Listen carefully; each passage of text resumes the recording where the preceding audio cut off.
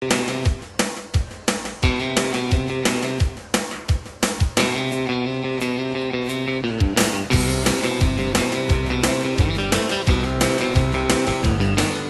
päeva on Valgeranna ratsaspordikeskuses käinud võistlus Valgeranna karikas 2006, 2 päeva oli koolisõitu, nüüd 2 päeva takistussõitu. Sina oled rahvusvahelise kategooria kohtunik ja siin selles Valgeranna spordikeskuses esimene kord. Millise mulje sulle see Valgeranna ratsaspordikeskus jätab?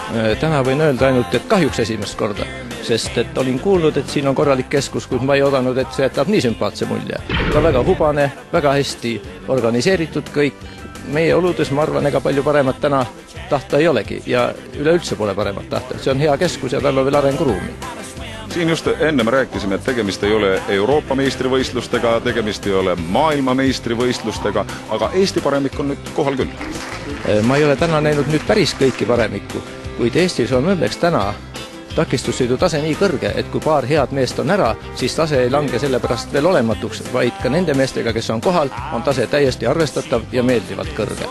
See tähendab seda, et kõrgtasemel on meil mitu sportlast? Seda ei saa niimoodi öelda, palju on kõrgtasemed, sest meil rahvusvahelises karussellis keerleb, ma ütleksin, 5-6 meest ja aastate jooksul on välja kujunenud, et seal, ütleme, oli koondise tuumik 4 inimest, kuid täna on kannalastujaid juba mitmeid ja me võime rääkida 7-8 arvestatavast mehest, kes igal võistlusel võivad teha päris arvestatava resultaadi. See tähendab seda, et ratsasport areneb iga aastaga edasi.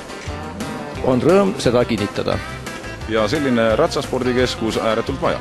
Kahtlemata, sest nii palju, kui ma olen Eestis näinud, neid keskusi on õnneks mitmeid, kuid see jätab äärmiselt sümpaatse mulje.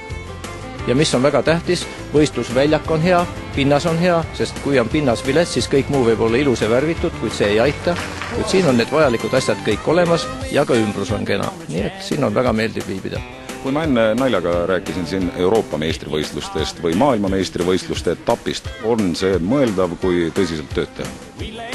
Täna on Eestis 2 arvestatavat rahvusvahelist võistlust. Üks on suvel läbiviidav Veskimetsas võistkondlik võistlus, CSCO 4 tärni võistlus ja teine on Saku hallis varsti septembri lõpus toimuv maailmakarika Kesk-Euroopa liiga etapp. Saku halli võistlust ei saa mujal läbi viia kui Saku hallis ja selle juurde, õnneks ma loodan ka jäädakse. Kuid suvine võistlus, tema asukoha muutus ei ole välistatud. Mina ei ole nüüd see inimene, kes siin lõplikku sõna ütleb, kuid vaadates siinset keskust ei ole see välistatud, et CSCO võib ka siin tulevikus läbi viidud olla. Nii et Pärnu mehed peaksid selle peale mõtlema, et mine tea, võib-olla suvine võistlus siin Valgerannas.